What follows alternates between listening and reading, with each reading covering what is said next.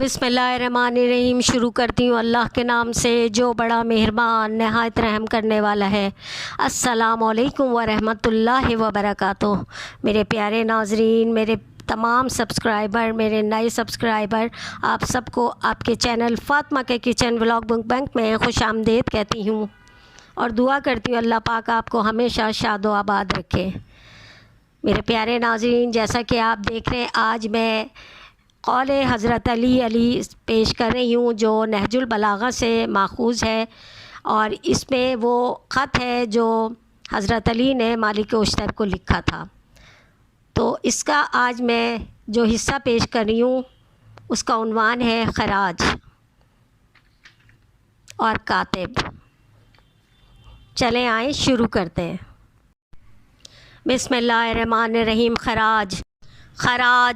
خراج مال گزاری کے بارے میں وہ طریقہ اختیار کرنا جو مال گزاروں کے حق میں زیادہ مناسب ہو کہ خراج اور اہل خراج کی اصلاح ہی میں سارے معاشرے کی اصلاح ہے، اور کسی کے حالات کی اصلاح خراج کی اصلاح کے بغیر نہیں ہو سکتی۔ سب لوگ اسی خراج کے بھروسے پہ زندگی گزارتے ہیں۔ خراج میں تمہاری نظر مال جمع کرنے سے زیادہ زمین کی آباد کاری پر ہونی چاہیے کہ مال کی جمع آوری اور زمین کی آباد کاری کے بغیر ممکن نہیں ہے۔ جس نے آباد کاری کے بغیر مال گزاری کا مطالبہ کیا، اس نے شہروں کو برباد کر دیا اور بندوں کو تباہ کر دیا، اور اس کی حکومت چند دنوں سے زیادہ قائم نہیں رہ سکتی۔ اس کے بعد لوگوں کی انباری آفات ناگہانی، نہروں کی خشکی، بارش کی کمی، زمین کی غرقابی کی بنا پہ تباہی اور خشکی کی بنا پہ بربادی کی کوئی فریاد کریں تو ان کو خراج کو اس قدر تخفیف کر دینا کہ ان کے امور کی اصلاح ہو سکے، اور خبردار یہ تخفیف تمہارے نفس پہ گرا نہ گزرے، اس لیے کہ یہ تخفیف سہولت اور ایک ذخیرہ ہے جس کا اثر شہروں کی آبادی اور حکام کی زیب و زینت کی شکل میں تمہاری ہی طلب پلٹ واپس آئے گا۔ اس کے علاوہ تمہیں بہترین تعریف حاصل ہوگی، عدل و انصاف کے پھیل جانے سے مسرت بھی حاصل ہوگی۔ پھر اس کی راحت اور رفاہیت اور عدل و انصاف میں نرمی سہولت کی بنا پہ جو اعتماد حاصل کیا ہے، اس سے ایک اضافی طاقت بھی حاصل ہوگی جو بوقت ضرورت کام آ سکتی ہے، اس لیے کہ بسا اوقات ایسے حالات پیش آ جاتے ہیں کہ جن میں اعتماد حسن ظن کے بعد ان پر اعتماد کرو تو نہایت خوشی سے مصیبت کو برداشت کر لیتے ہیں، اور اس کا سبب زمینوں کی آباد کاری ہی سے ہوتا ہے۔ زمینوں کی بربادی اہل زمین کی تنگ دستی سے پیدا ہوتی ہے، اور تنگ دستی کا سبب حکام کے نفس کی جمع آوری کی طرف رجحان ہوتا ہے، اور ان کی یہ بدظنی ہوتی ہے کہ حکومت باقی رہنے والی نہیں۔ کاتب، اس کے بعد اپنے کاتبوں کے حالات پر نظر رکھنا اور اپنے امور کو بہترین افراد کے حوالے کرنا، اور پھر وہ خطوط جن میں رموز سلطنت اور اسرار مملکت ہوں ان افراد کے حوالے کرنا جو بہترین اخلاق و کردار کے مالک ہوں، عزت پا کر اکڑ نہ جاتے ہوں، اور ایک دن لوگوں کے سامنے تمہاری مخالفت کی جرأت پیدا کر لیں، اور غفلت کی بنا پر لین دین کے معاملات میں تمہارے اعمال کے خطوط پیش کرنے اور ان کے جوابات دینے میں کوتاہی سے کام لینے لگیں، اور تمہارے لیے جو عہد و پیما باندھے اسے کمزور کر دیں، اور تمہارے خلاف ساز و باز کے توڑنے میں عاجزی کا مظاہرہ کرنے لگیں۔ دیکھو یہ لوگ معاملات میں اپنے صحیح مقام سے ناواقف نہ ہوں کہ اپنی قدر و منزلت کو نہ پہچاننے والا دوسروں کے مقام و مرتبے سے یقیناً زیادہ ناواقف ہوگا۔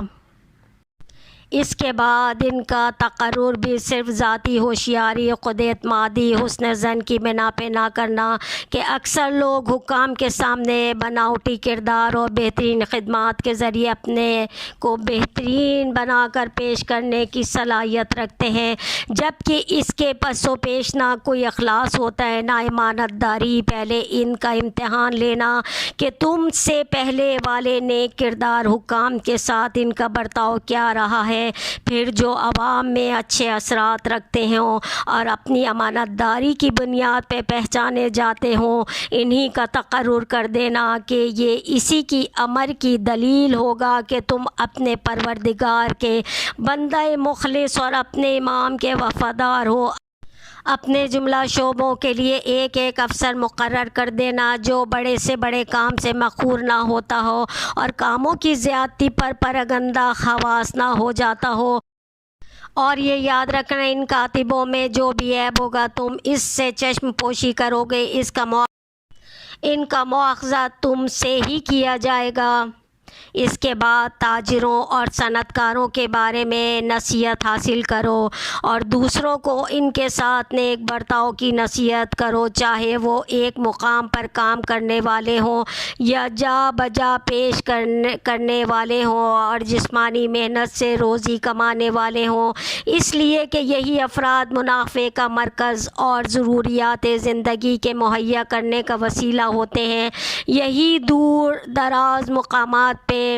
بحر و بر کوہ و میدان ہر جگہ سے ان ضروریات کے فراہم کرنے والے ہوتے ہیں جہاں لوگوں کی رسائی نہیں ہوتی اور جہاں تک جانے کی لوگ ہمت نہیں کرتے، اور یہ وہ امن پسند لوگ ہیں جن سے فساد کا خطرہ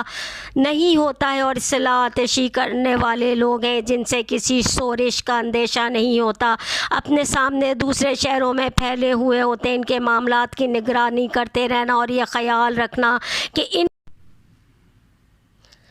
ان میں سے بہت سے لوگوں میں انتہائی تنگ نظری اور بدترین قسم کی کنجوسی پائی جاتی ہے۔ یہ منافع کی ذخیرہ اندوزی کرتے ہیں اور اونچے اونچے دام خود ہی معین کر دیتے ہیں جس سے عوام کو نقصان ہوتا ہے اور حکام کی بدنامی ہوتی ہے۔ لوگوں کو ذخیرہ اندوزی سے منع کرو کہ یہ رسول اکرم نے اس سے منع فرمایا ہے۔ خرید و فروخت میں سہولت ضروری ہے جہاں عادلانہ میزان ہو اور وہ قیمت معین ہو جس سے خریدار یا بیچنے والے کسی فریق پہ ظلم نہ ہو۔ اس کے بعد تمہارے منع کرنے کے باوجود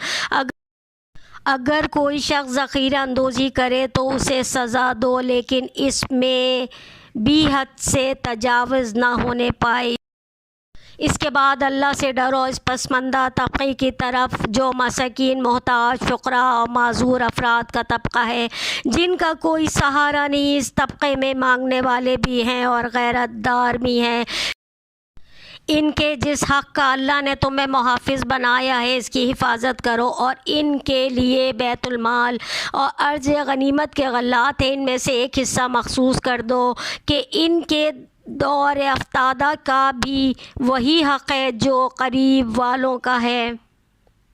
تمہیں سب کا نگران بنایا ہے، لہٰذا خبردار کہیں غرور اور تکبر تمہیں ان کی طرف سے غافل نہ بنا دے کہ تمہیں بڑے کاموں کے مستحکم کر دینے چھوٹے کاموں کی بربادی سے معاف نہ کیا جائے گا۔ لہٰذا نہ تم اپنی توجہ کو ان کی طرف سے ہٹانا اور نہ غرور کی بنا پہ اپنا منہ موڑ لینا جن لوگوں کی رسائی تم تک نہیں ہے اور انہی نگاہوں نے گرا دیا ہے، شخصیتوں نے حقیر بنا دیا۔ اس کے حالات کی دیکھ بھال بھی تمہارا ہی فریضہ ہے، لہٰذا اس لیے متواضع اور خوف خدا رکھنے والے معتبر افراد کو مخصوص کر دو جو تم نے ان کے معاملات کو پہچانتے رہیں۔ تم ایسے اعمال انجام دیتے رہو جن کی بنا پر روز قیامت پیش پروردگار معذور کہے جو جا سکو۔ یہی لوگ سب سے زیادہ انصاف کے محتاج ہیں، اور پھر ہر ایک کے حقوق کو ادا کرنے میں پیش پروردگار اپنے کو معذور ثابت کرو۔ پروردگار اسے ہلکا قرار دے دیتا ان اقوام کے لیے جو عاقبت کی طلبگار ہوتی ہیں اور اس راہ میں اپنے نفس کو صبر کا خوگر بناتی ہیں اور خدا کے وعدے پہ اعتماد کا مظاہرہ کرتی ہیں۔ اور دیکھو، صاحبان ضرورت کے لیے ایک وقت معین کر دو جس میں اپنے کو ان کے لیے خالی کر لو اور ایک عمومی مجلس میں بیٹھو۔ اس خدا کے سامنے متواضع رہو جس نے پیدا کیا ہے اور اپنے تمام نگہبان، پولیس اس فوج اور ایوان انصار سب کو دور بٹھا دو تاکہ بولنے والا آزادی سے بول سکے اور کسی طرح کی لکنت کا شکار نہ ہو کہ میں نے رسول اکرم سے خود سنا ہے کہ آپ نے بار بار فرمایا کہ وہ امت پاکیزہ کردار نہیں ہو سکتی جس میں کمزور کو آزادی کے ساتھ طاقتور سے اپنا حق لینے کا موقع نہ دیا جائے۔ اس کے بعد ان سے بد کلامی یا عاجزی کا کلام مظاہرہ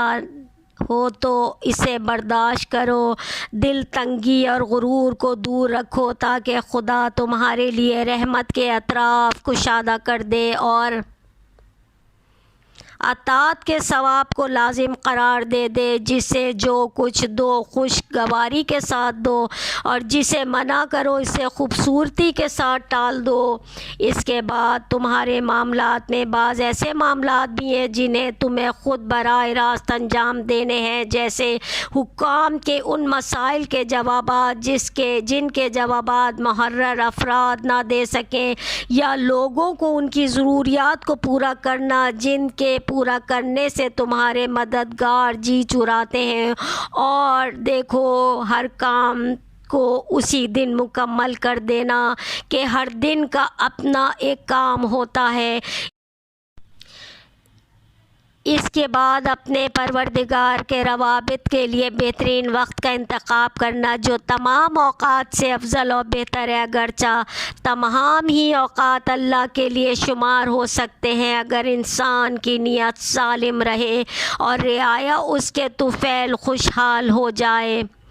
اور تمہارے وہ اعمال جنہیں صرف اللہ کے لیے انجام دینے ہوں، ان میں سے سب سے اہم کام ان فرائض کا قیام ہے جو صرف پروردگار کے لیے ہوتے ہیں۔ اپنی جسمانی طاقت میں سے رات اور دن دونوں وقت ایک حصہ اللہ کے لیے قرار دینا اور جس کام کے ذریعے اس کی قربت چاہتے ہو اسے مکمل طور پہ انجام دینا، نہ کوئی رکھنا پڑنے پائے، نہ کوئی نقص پیدا ہو جائے، بدن کو کسی قدر زحمت کیوں نہ ہو جائے، اور جب لوگوں کے ساتھ جماعت کی نماز ادا کرو تو نہ اس طرح پڑھو کہ لوگ بیزار ہو جائیں اور نہ اس طرح کہ نماز برباد ہو جائے، اس لیے کہ لوگوں میں بیمار اور ضرورت مند افراد بھی ہوتے ہیں۔ اور میں نے یمن کی مہم پر جاتے ہوئے حضور اکرم سے دریافت کیا تھا کہ نماز جماعت کا انداز کیا ہونا چاہیے، تو آپ نے فرمایا تھا کہ کمزور ترین آدمی کے اعتبار سے نماز ادا کرنا اور مومن کے حال پر مہربان رہنا۔ اس کے بعد یہ بھی خیال رہے کہ اپنی رعایا سے دیر تک الگ نہ رہنا، کہ حکام کا رعایا سے پس پردہ رہنا ایک طرح کی تنگ دلی پیدا کرتا ہے اور ان کے معاملات کی اطلاع نہیں ہو پاتی، اور یہ پردے داری انہیں بھی ان چیزوں کے جاننے سے روک دیتی ہے جن کے سامنے یہ حجابات قائم ہو گئے ہیں، اور اس طرح بڑی چیز چھوٹی ہو جاتی ہے اور چھوٹی چیز بڑی ہو جاتی ہے، اچھا برا بن جاتا ہے اور برا اچھا ہو جاتا ہے، حق باطل سے مخلوط ہو جاتا ہے، اور حاکم بھی بالآخر ایک بشر ہے اور پس پردہ امور کی اطلاع نہیں رکھتا، اور نہ حق کی پیشانی پر ایسے نشانات ہوتے ہیں جن کے ذریعے صداقت کی اقسام کو غلط بیانی سے الگ کر کے پہچانا جا سکے۔ اور پھر تم دو میں سے ایک قسم کے ضرور ہوگے، یا وہ شخص ضرور ہوگے جس کا نفس بذل و عطا پہ مائل ہے، تو پھر تمہیں واجب الحق ادا کرنے کی راہ میں پردہ حائل کرنے کی کیا ضرورت ہے، اور کریموں جیسا عمل کیوں نہیں انجام دیتے ہو؟ یا تم بخل کی بیماری میں مبتلا ہوگے تو بہت جلدی لوگ تم سے مایوس ہو کر خود ہی اپنے ہاتھ کھینچ لیں گے اور تمہیں پردہ ڈالنے کی ضرورت ہی نہ پڑے گی، حالانکہ لوگوں کی ضروریات وہ ہیں جن میں تمہیں کسی طرح کی زحمت نہیں ہے، جیسے کسی مظلوم کی فریاد یا کسی معاملے میں انصاف کا مطالبہ۔ آگے اگلی قسط میں دیکھیے کاتب. سی یو نیکسٹ ویڈیو رائٹر. ارشاد حضرت علی علیہ السلام. اگر تمہارے حسب خواہش کام نہ ہو سکے تو جس حال میں رہو خوش رہو. ارشاد حضرت علی علیہ السلام. میزان اعمال کو خیرات کے وزن سے بھاری کرو. ارشاد حضرت علی علیہ السلام. جس پر احسان کرو اس کے شر سے بچو. ارشاد حضرت علی علیہ السلام. مذاق اڑانا نیچ اور پست لوگوں کا طریقہ اور جاہلوں کا پیشہ ہے. ارشاد حضرت علی علیہ السلام. تم گلاب کا پھول بن جاؤ کیونکہ یہ پھول اس کے ہاتھوں میں بھی خوشبو چھوڑ جاتا ہے جو اسے مسل کے پھینک دیتا ہے.